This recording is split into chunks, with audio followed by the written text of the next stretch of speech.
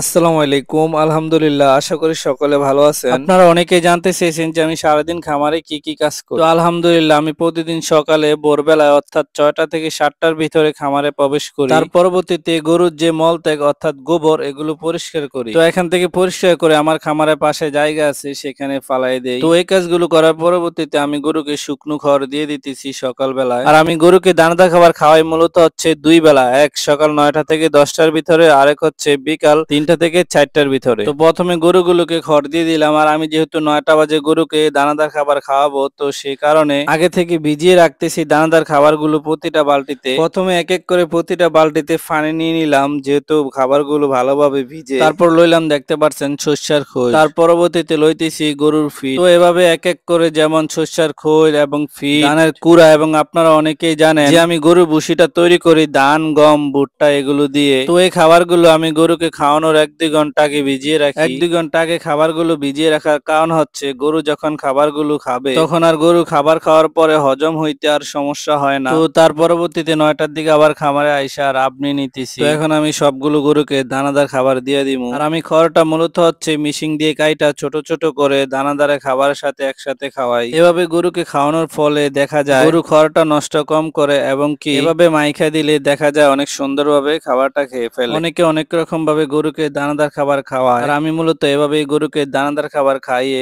2 থেকে 3 মাসের ভিতরে গরু মোটা তাজা করি। আর আপনি যদি এখানে 8-10টা গরু লালন পালন করেন, আপনাকে সারাদিনই এখানে পরিশ্রম করতে হবে, কারণ পরিশ্রমই সাফল্যের মূল চাবিকাঠি। সেক্ষেত্রে আপনার পরিশ্রম, ধৈর্য, মেধা এখানে সবকিছুই লাগবে, তবেই সফলতা আশা করা যায়। কথা বলতে বলতে এই সবগুলো গরুকে খাবার দেওয়া শেষ হয়ে গেল। এখন আমি বিকালে যে খাবারটা গরুকে খাওয়াবো, সকালের মতো করেই আগে থেকে খাবারগুলো আবার ভিজিয়ে রাখতেছি, কারণ বিকালে 3টা থেকে 4টার ভিতরে আবার খাবারগুলো দিয়ে দেবো। তো এই কাজগুলো শেষ হওয়ার পরবর্তীতে আবার গরুর জন্য মাঝখান দিয়ে খড় কাটতেছি। তারপর খড় কাটার পরবর্তীতে দুপুর বেলা খামারে আবার আসলাম। আর এখন আমি সবগুলো গরুকে গোসল করাবো। যেহেতু গরুকে গোসল করাবো, তার আগে খামারে আইসা সবগুলো গোবর ফালাই দিলাম। আর আমি গরুকে প্রতিদিনই একবার করে গোসল করাই দিই এই সময়টা। আপনারা চেষ্টা করবেন প্রতিদিন একবার হলেও গরুকে গোসল করানোর জন্য, কারণ এতে করে দেখা যায় গোসল করানোর ফলে গরুর শরীর দিন দিন পরিবর্তন হতে থাকে। তাছাড়াও আপনি গরু এবং গরুর ঘর যত পরিষ্কার পরিচ্ছন্নতা রাখবেন, ততই রোগ জীবাণু ব্যাকটেরিয়া গরুকে কম আক্রমণ করবে। আর আমি মূলত এভাবেই খামারের প্রতিদিনের কাজ প্রতিদিনই করার চেষ্টা করি। আর আমার ভিডিওটি ভালো লাগলে অবশ্যই অন্যকে দেখার জন্য লাইক, কমেন্ট, শেয়ার দিয়ে পাশে থাকবেন। সবাইকে ধন্যবাদ। আল্লাহ হাফেজ।